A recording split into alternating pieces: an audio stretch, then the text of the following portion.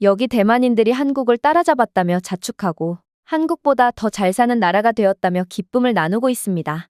하지만 대만의 현재 상황에 딱 어울리는 말은 현실은 시궁창이라는 말입니다. 지난 2022년부터 대만 중앙통신사는 대만 경제부 통계처 발표를 인용해 대만의 1인당 GDP가 지난 2004년 이후 18년 만에 한국을 앞질렀다고 보도하면서 대만이 한국을 따라잡았다라는 인식이 퍼졌지만 알고 보면 이 또한 국제적으로 공인된 수치가 아니라는 점이죠. 그러니까 대만인들은 2022년부터 2023년까지 자신들만의 통계 기준으로 한국을 넘었다고 착각했으며 이걸 진심으로 받아들였다는 건데요. 하지만 그 와중에도 한국과 대만인들의 개인 소득 격차는 2배 이상 벌어지며 한국은 대만과의 격차를 벌리고 있었습니다. 그리고 대만인들이 실상을 알고 나서 실망하는 모습까지 어떤 내용이 들어있을지 지금부터 만나보시죠. 안녕하세요. 저는 평범한 대만인민 리징이라고 합니다. 최근 들어 우리 대만인들은 환호에 빠졌어요. 우리 대만이 명실상부 아시아의 4마리 용 중에 가장 으뜸 가는 나라가 되었다고 자축하면서 말이죠. 최근 몇 년 사이 대만이 한국을 역전하며 각종 경제지표에서 한국을 내려다보는 입장이 되었다는 게 자축의 이유인데요. 제2차 세계대전 이후 경제가 급속도로 성장한 동아시아의 4국가에 해당하는 대만, 한국, 싱가포르, 홍콩을 뜻하는 이 경쟁 구도에서 대만이 최종 승자의 위치에 올랐다는 건 아무래도 자축할 이유가 충분했는데요. 물론 이 4나라 중에 진정한 경쟁 상대라고 할 수 있는 나라는 사실상 한국뿐이라고 말할 수 있겠네요. 홍콩은 중국의 영향 아래 들어가며 경쟁력을 잃어가고 있고 미래 성장 가능성마저 불투명한 상태가 되었죠. 싱가포르는 물론 경제적으로 부유하고 강력한 금융허브지만 금융산업 외에 내세울 만한 기술적 기반은 약한 편입니다. 더욱이 인구 면에서도 500만 명 수준에 머무는 싱가포르나 약 700만 명의 홍콩보다는 대만과 한국이 더 많은 인구로 국제사회에서 영향력을 행사할 수 있고 그만큼 주목받는 나라이죠. 이런 점에서 아시아의 4마리 용이라는 구도가 점차 변화하고 있다고 볼 수 있어요. 그래서 많은 대만인들이 대만이 한국을 제치고 아시아에서 가장 강력한 국가로 자리매김하게 될 날을 기대하고 있는 것도 무리가 아니라고 생각해요. 대만에서 요즘 가장 자주 들리는 이야기는 드디어 한국을 따라잡았다라는 자부심 가득한 외침입니다. 이처럼 대만이 한국을 따라잡았다고 느끼는 데는 몇 가지 중요한 이유가 있죠. 먼저 한국과의 경제지표 경쟁에서 큰 성과를 거두며 특히 1인당 GDP에서 한국을 넘어섰다는 점입니다.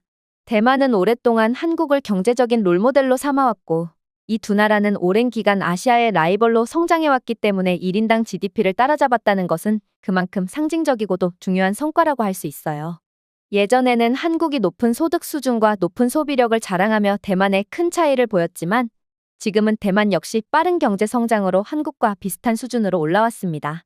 특히 반도체 산업에서 대만의 성과는 더욱 두드러지죠. 그동안 한국의 삼성과 경쟁하며 끊임없이 기술을 발전시켜온 대만의 TSMC가 이제는 글로벌 반도체 시장에서 주도적인 위치를 차지하게 되었어요.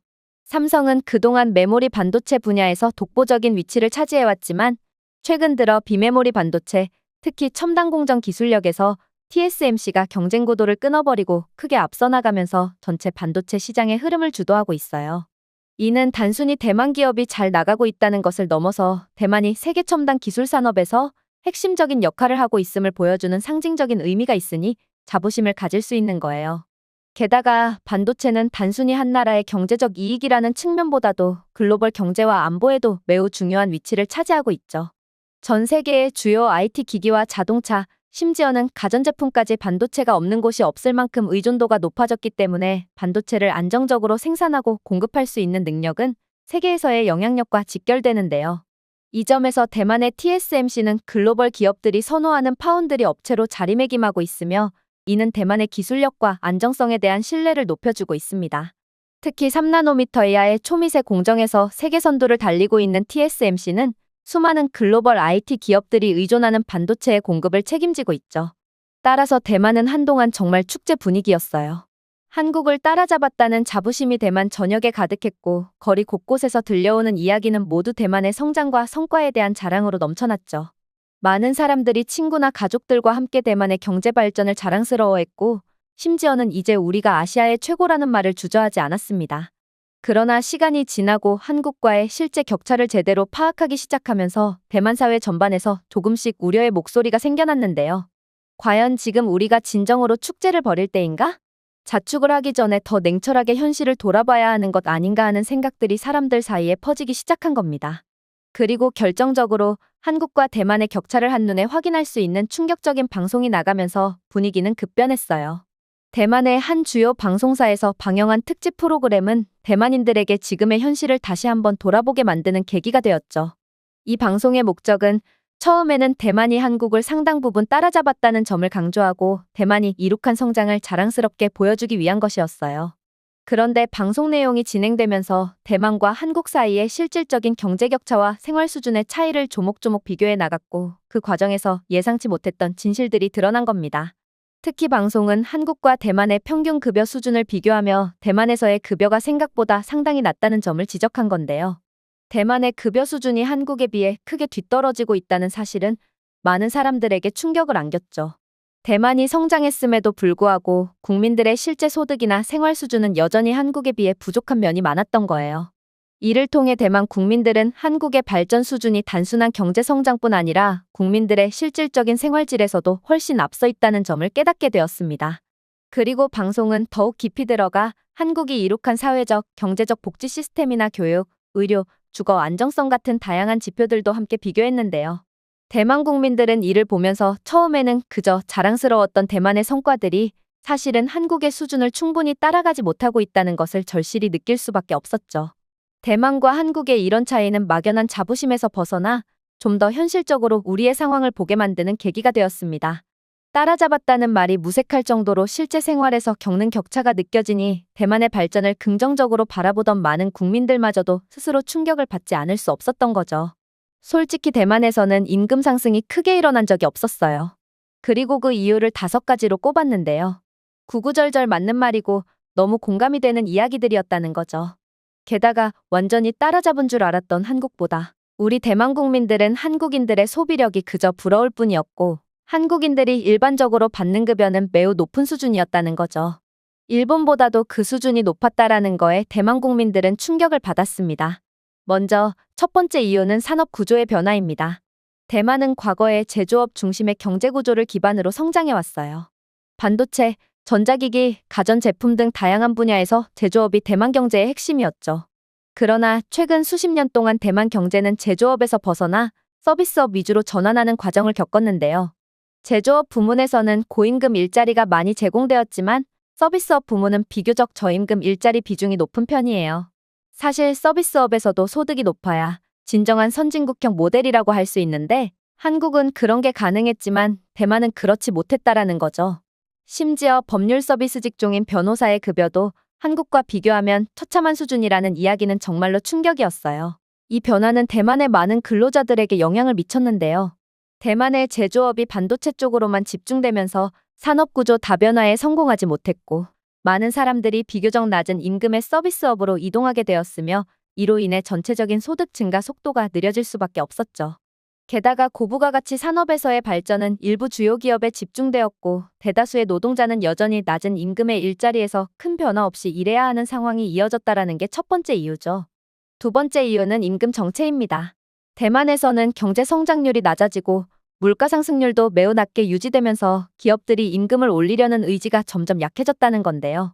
이러한 환경에서 기업들은 비용 절감에 집중하게 되었고 임금 인상을 꺼리게 되었죠.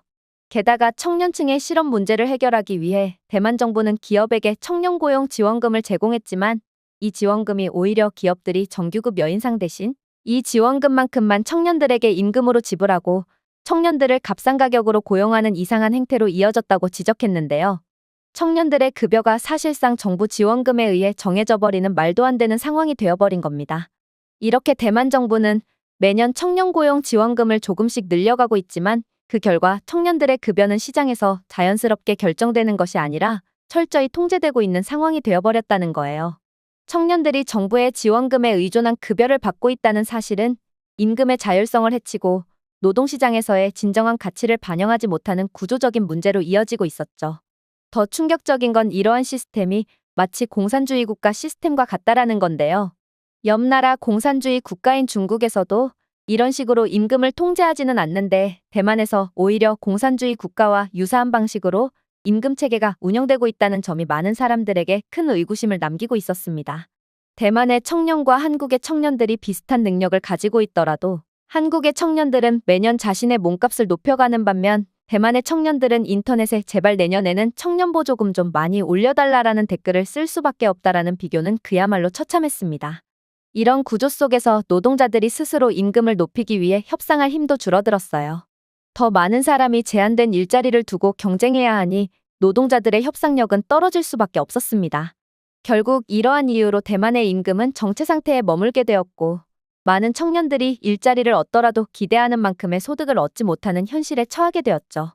하지만 한국은 꾸준히 적당한 물가 상승률을 유지해왔으며 그에 따라 시장의 고용도 활발히 이루어지며 무엇보다도 경제 침체기에도 한국 정부는 기업들에게 고용지원금을 지원해주지 않거나 매우 소액만 지원해주어서 결과적으로 기업에서 인력을 채용하는데 그 정부 보조금이 곧 급여가 되어버리는 악순환의 고리를 애초에 만들지 않았다라는 거죠. 작지만 약간의 지원금으로 기업에서도 사람을 써보려는 시도를 할 수 있고 그렇게 고용된 직원이 제대로 일을 해주면 더 많은 급여를 주어서 직원의 능력도 회사가 키워주는 그런 이상적인 형식이 한국에서는 작동했다는 거예요. 당연히 대만은 그렇지 못했고요. 때문에 지금 한국과의 임금 격차는 상당한 수준이며 2배 수준에 이르렀다라는 사실에 충격을 받을 수밖에 없었습니다.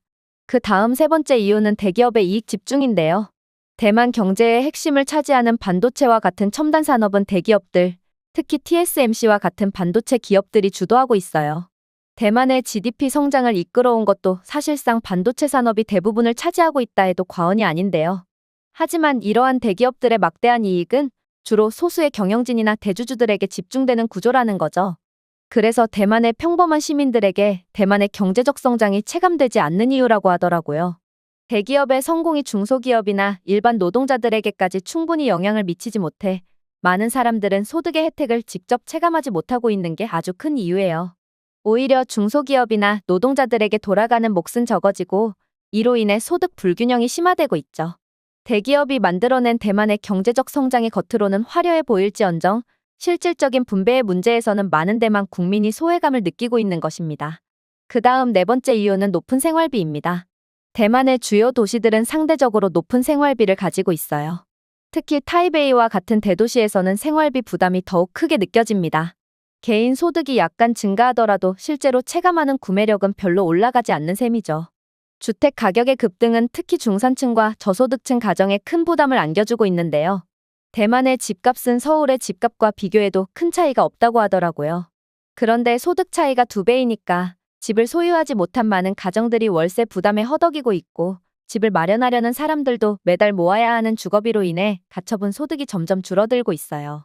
이로 인해 식비나 교육비 등 필수 생활비에서도 많은 절약을 해야 하는 상황입니다.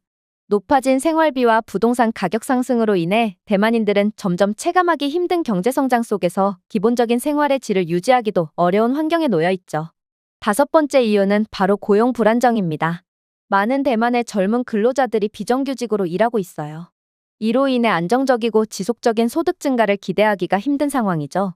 비정규직 근로자는 정규직 근로자에 비해 시간당 임금이 낮은 경우가 많고 사회적 복지 혜택도 충분하지 않아요.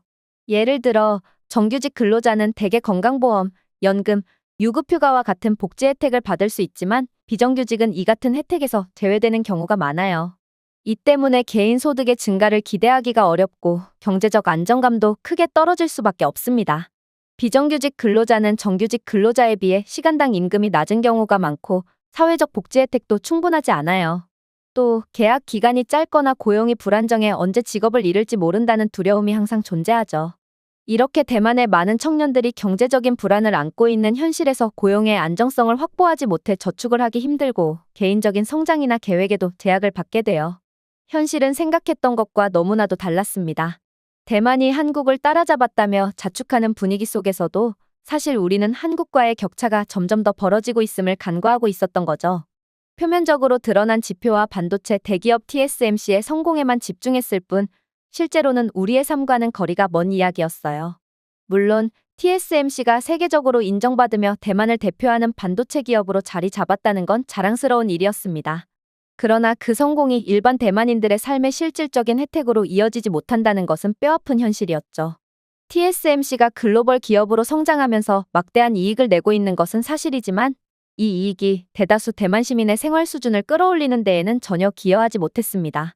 오히려 TSMC에 다니고 있는 단순 노동자가 아닌 정규 직원만 높은 급여를 받고 대만 사회에 하나의 계급이 더 생겨버린 부작용을 낳았죠. 그래서 많은 대만인들은 대기업의 성공과 화려한 성장 속에서 소외감을 느끼며 좌절하고 있어요. 일반 시민들에게 돌아오는 경제적 이득은 거의 없었고, 오히려 소득 격차는 점점 더 벌어지고 있었기 때문인 거죠. 그 격차는 우리가 한국과 비교할 때 더욱 두드러졌습니다. 한국은 경제성장의 이득이 국민들에게 더 골고루 돌아가며 각계각층의 안정적인 생활을 유지하고 있었죠. 반면 대만에서는 대기업이 성공할수록 그 이익이 상층부에만 집중되고 중산층과 저소득층은 제자리 걸음만 하며 경제적 불평등이 심화되고 있습니다. 어떻게 이렇게나 이상한 시스템이 잡혔는지, 그리고 왜 이런 구조적인 문제를 해결하지 못하는지 너무 답답할 뿐인 거예요. 그리고 한국은 또 어떻게 그렇게 잘해왔는지 신기할 뿐인 거죠. TSMC의 성공으로 대만이 부강해졌다는 이야기는 들리지만 그 성공이 우리 개개인과는 무관한 이야기에 불과하다는 사실을 깨닫는 순간 많은 대만인들은 깊은 좌절감에 빠질 수밖에 없었습니다. 그러니까 대만은 삼성이라는 한국의 거대 기업보다 앞서 있다라는 그 하나만으로 축배를 터뜨린 건데요. 사실 대만과 다르게 한국은 수많은 산업 분야를 가지고 있죠. 굵직한 산업인 자동차 산업도 한국이 폭스바겐 그룹을 따라잡는 등 다양한 산업 분야에서 앞서 나가고 있는데 말이죠. 확실히 한국의 산업 구조는 부럽고 대단합니다. 게다가 반도체 산업도 경쟁이 치열하고 한국에서도 기술 개발에 박차를 가하고 있기 때문에 언제든지 기술 역전이 생길 수 있다라는 전망도 있는 걸 보면 우리가 축배를 든 건 정말 실수라는 생각만 드네요. 이제는 허황된 축제의 열기 속에서 빠져나와 냉정하게 우리의 현실을 직시해야 할 때인 것 같습니다. 오늘의 영상은 여기까지입니다. 그리고 지금 화면에 나오는 영상을 아직 시청하지 않으셨다면 지금 바로 시청해보세요. 재미있는 다음 사연이 기다리고 있습니다. 감사합니다.